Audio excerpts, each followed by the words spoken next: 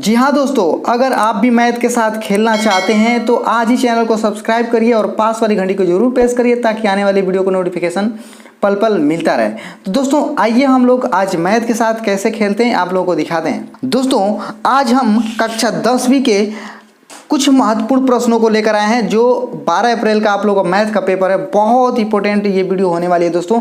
अगर आप इस वीडियो को देख लेते हैं तो दोस्तों आप 70 में 70 ला सकते हैं। दोस्तों हम लोगों का समय रहता है 3 घंटे 15 मिनट का, जिसमें 15 मिनट आप लोगों को पढ़ने के लिए दिया जाता है और पूर्णांक टोटल यहाँ पे 70 नंबर का होता है। ठीक है दोस्तों, और यहाँ पे पहला क्वेश्चंस आप लोगों को कुछ ऑब्जेक्टिव देता है और पहले इससे कुछ निर्देश दिया होता है। 15 मिनट आप लोगों को पढ़ने के लिए पूरा पेपर को वाकई 15 मिनट में पढ़ लीजिए।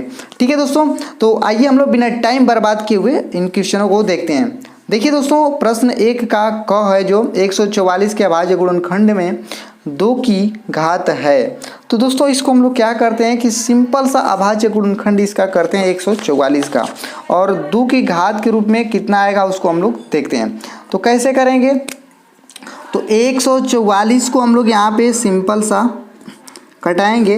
देखिए ये 2 से कटेगा, 2 7 के 14, फिर 2 बचे यहाँ पे 2 बार जाएगा, 2 दूना के 4। ठीक है, फिर 2 से कटाएंगे। देखिए 2 3 के 6, फिर इसमें का 1 बचेगा, 2 6 के 12, फिर 2 से कटाएंगे, 2 कम 2, 2 8 16, फिर 2 से कटाएंगे, 2 9 18। अब ये 2 से नहीं कटेगा तो यहीं पे आप लोग को स्टॉप कर देना इसको, क्योंकि हमको पूछ रहा है कि 2 की घात क्या होगा। तो 2 की घात देखिए 1 2 3 4, यहाँ पे 2 की घात कितना होना चाहिए 4। तो इसलिए हम लोग का ऑप्शन जो ए होगा वो करेक्ट होगा। क्या होगा, ए ऑप्शन यहाँ पे करेक्ट होगा। ठीक है ना, ऑप्शन यहाँ पे ए करेक्ट है। चलिए अगला प्रश्न है दोस्तों आप लोगों के कि एक परीक्षा में 7 छात्रों का प्राप्तांक, ठीक है ना, 3 2 3 4 2 2 तथा 5 छात्रों के प्राप्तांकों का बहुलक होगा। ठीक है ना, बहुलक क्या होता है दोस्तों, बहुलक का मतलब होता है जो बार बार मतलब रिपीट कर रहा हो, मतलब इस श्रेणी में यानी प्राप्तांक में कि कौन सा ऐसा अंक है जो बार बार आया हुआ है, उसी को हम लोग क्या बोलते हैं, बहुलक बोलते हैं। ठीक है ना, तो देखिए बहुलक यहाँ पे कौन सा होगा, देखिए यहाँ पे 2 1 बार, यहाँ पे 2 2 बार, यहाँ पे 2 3 बार। अदर कोई भी यहाँ पे अंक नहीं है जो बार बार रिपीट कर रहा हो, मतलब ज़्यादा इनसे हो। 3 यहाँ पे 2 ही बार है। ठीक है, तो यहाँ पे बहुलक हम लोग का 2 हो जाएगा। ठीक है ना, तो करेक्ट आंसर ऑप्शन नंबर यहाँ पे क्या होगा, हम लोग का ए होगा। ठीक है दोस्तों, चलिए दोस्तों हम लोग अगला सवाल देखते हैं। देखिए अगला सवाल दोस्तों कह रहा है कि एक लंबवृत्तीय शंकु के छिन्नक की ऊंचाई 16 सेंटीमीटर तथा उसके वृत्ताकार सिरों की त्रिज्याएं 8 सेंटीमीटर तथा 20 सेंटीमीटर हैं, तो उसकी तिर्यक ऊंचाई ज्ञात कीजिए। हमसे क्या पूछ रहा है, एल पूछ रहा है। तो एल बराबर दोस्तों होता है, एल बराबर क्या होता है, रूट का एच का square plus R1 minus R2 का होल स्क्वायर। सिंपल सा।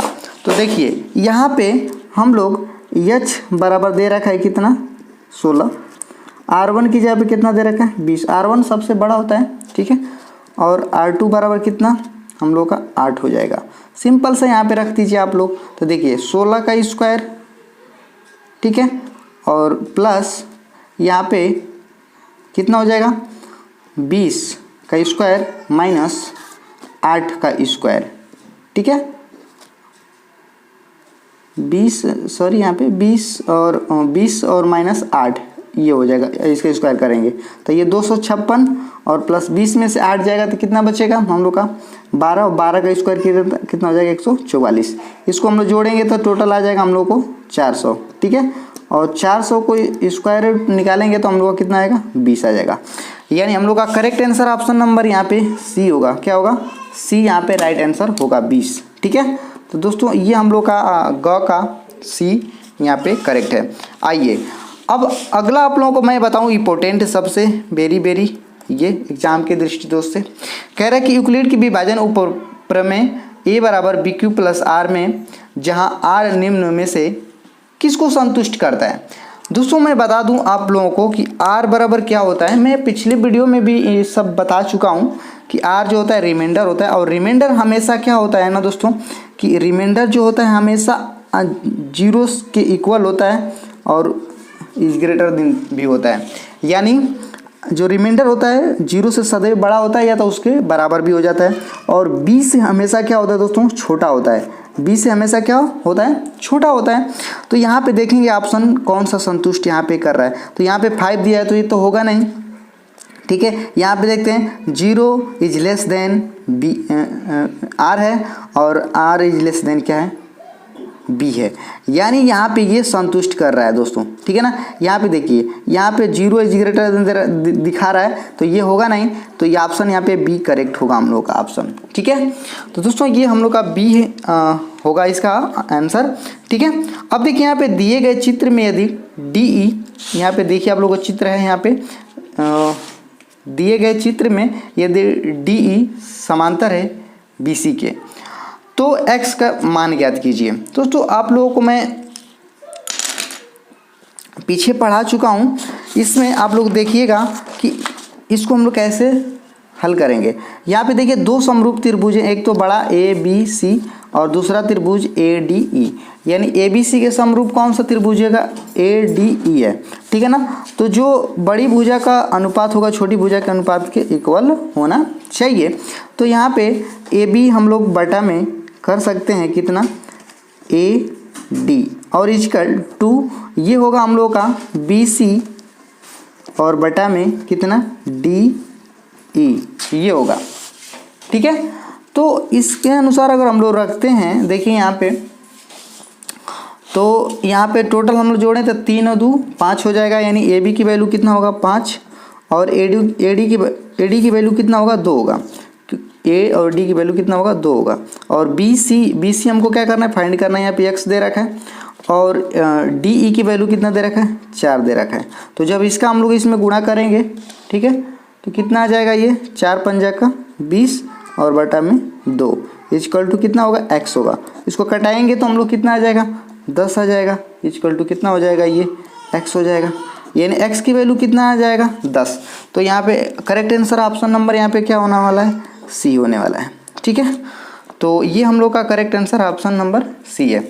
चलिए अगला प्रश्न आप लोगों को दिखाता हूँ मैं कि समरूप त्रिभुज ABC तथा त्रिभुज PQR इस प्रकार है कि कोण A बराबर 32 डिग्री तथा कोण R बराबर 65 डिग्री हो तो कोण B का वैल्यू ज्ञात कीजिए। ये देखिए बहुत इंपॉर्टेंट क्वेश्चन है दोस्तों। यहाँ पे आप लोगों को मैं दिखाऊं इसको कैसे लगाना है। देखिए दो त्रिभुज आप लोगों को सिंपल बना लेना है। यहाँ पे PQR, यहाँ पे त्रिभुज एक और ए बी और कौन चीज़ सी। तो त्रिभुज A B C P Q R इस प्रकार है कि कोण ए बराबर 32, तो कोण ए बराबर यहाँ पे 32 डिग्री रखेंगे और कोण आर बराबर क्या रखेंगे हम लोग 65 डिग्री, ठीक है। तो समरूप त्रिभुज होता है दोस्तों एंगल एंगल एंगल से।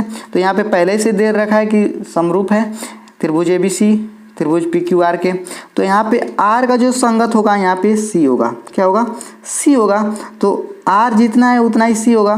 तो आर की वैल्यू कितना दे रखा है 65, तो सी की वैल्यू कितना होना चाहिए 65 होना चाहिए, ठीक है। तो हम लोग बी सिंपल से निकाल सकते हैं। त्रिभुज के तीनों अंतःकोणों का फल 180 होता है, 2 दे रखा है तो हम लोग 2 जोड़ देते हैं तो ये हो जाएगा 97।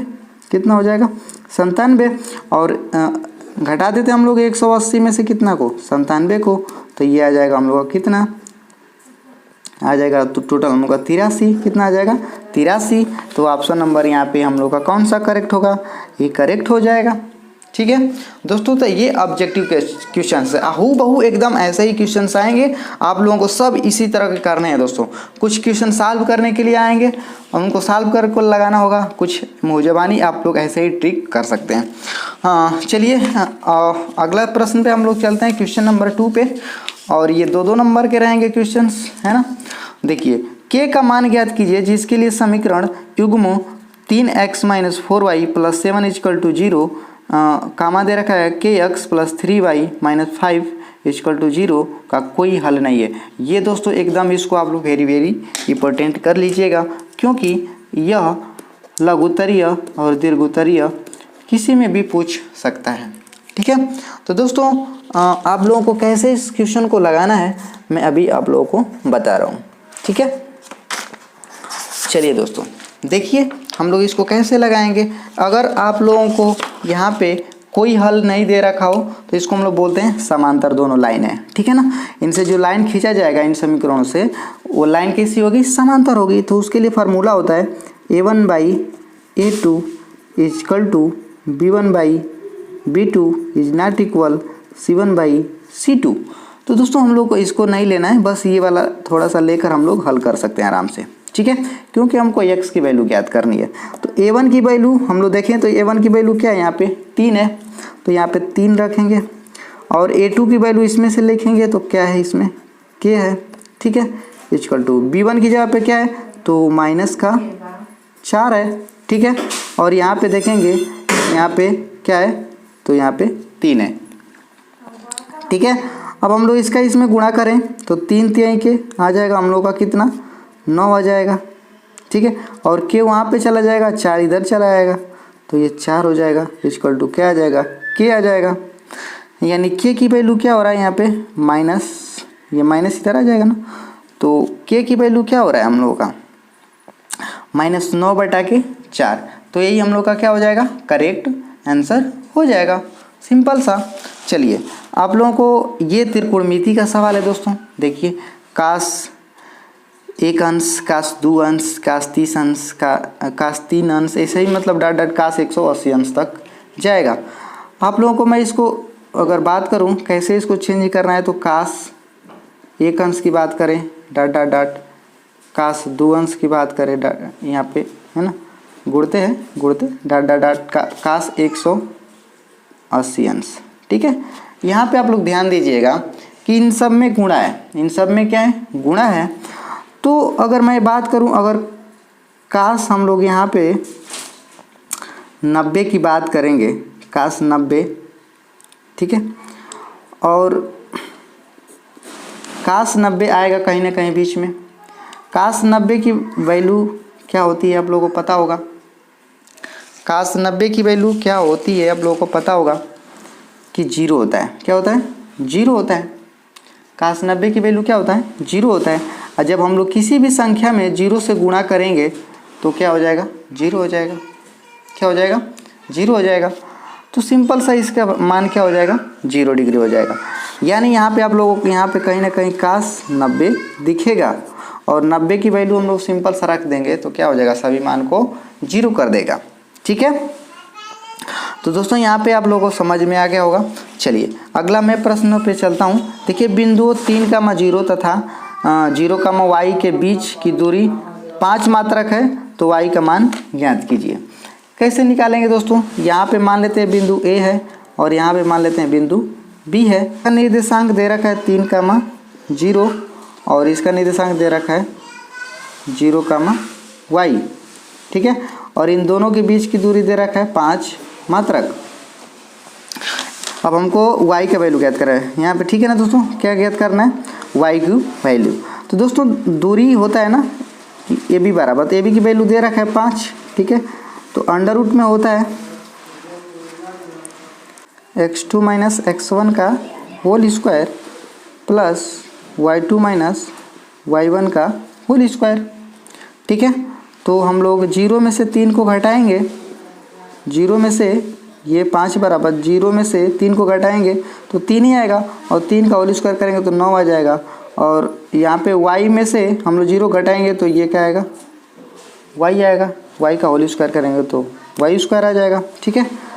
और इधर लगा है रूट दोस्तों, जब रूट को हटाएंगे तो ये क्या होगा, स्क्वायर चढ़ेगा इस पर, है ना। 5 पे 5 के स्क्वायर 25 हो जाएगा, और ये प्लस इधर लाएंगे तो माइनस, बराबर क्या हो जाएगा, y स्क्वायर। अब y स्क्वायर बराबर दोस्तों हो जाएगा हम लोग का 16, और जब रूट लगेगा तो y बराबर क्या आ जाएगा, 4। तो इसका आंसर क्या हो जाएगा हम लोग का, 4 हो जाएगा, ठीक है। अब देखिए दोस्तों p के किस मान के लिए बहुपद इतना x-2 से पूर्णतः विभाज्य है। तो दोस्तों अगर विभाज्य हो जाएगा तो है ना, अगर बहुपद को हम लोग मान लेते हैं, ये बहुपद दे रखा है जो दोस्तों ये, ठीक है। इसका मान लेते हैं कि एक ये क्या है, गुणनखंड है, तो इसका मान क्या कर देगा, 0 कर देगा। तो x माइनस हम लोग का 2 बराबर क्या रखना पड़ेगा, 0। तो x बराबर क्या आ जाएगा, 2। जहाँ जहाँ x है वहाँ पे हम लोग क्या रख देते हैं दोस्तों, 2 रख देते हैं, ठीक है। यदि बहुपद को हम लोग px मान लेते हैं तो ये p2 बराबर क्या आना चाहिए, 0 आना चाहिए, तब इसका एक गुणनखंड होगा, अन्यथा गुणनखंड नहीं होगा। ठीक है, तो यहाँ पे कह रहे गुणनखंड है तो इसका p का मान याद करना है। ठीक है ना, तो इसका वैल्यू क्या करना पड़ेगा, 0 करना पड़ेगा। तो यहाँ पे देखिए 2 का क्यूब करेंगे प्लस 4 इंटू 2 का स्क्वायर माइनस p इंटू 2 आ जाएगा, और प्लस 8 इजकल टू क्या आना चाहिए, 0 आना चाहिए। ठीक है, तो देखिए ये 8 हो जाएगा और प्लस ये 4 और 4 चौका 16 माइनस 2p और प्लस का 8, ये इजकल टू क्या हो जाएगा, 0। ठीक है, देखिए ये 8 8 16 और 16 ये 16 32। ठीक है ना, तो ये 32 ये माइनस उधर जाएगा तो प्लस ये 2p। ठीक है, तो ये हो जाएगा 16 बराबर p। ये p की वैल्यू क्या होना चाहिए, 16 होना चाहिए, तब इसका क्या होगा, एक गुणनखंड होगा। तो इसका वैल्यू कितना होना चाहिए, 16 होना चाहिए p की। ठीक है, अब देखिए दोस्तों एक द्विघात बहुपद ज्ञात करना है जिसके शून्य कितना इतना दे रखे हैं, तो ये भी बहुत वेरी इंपॉर्टेंट है दोस्तों।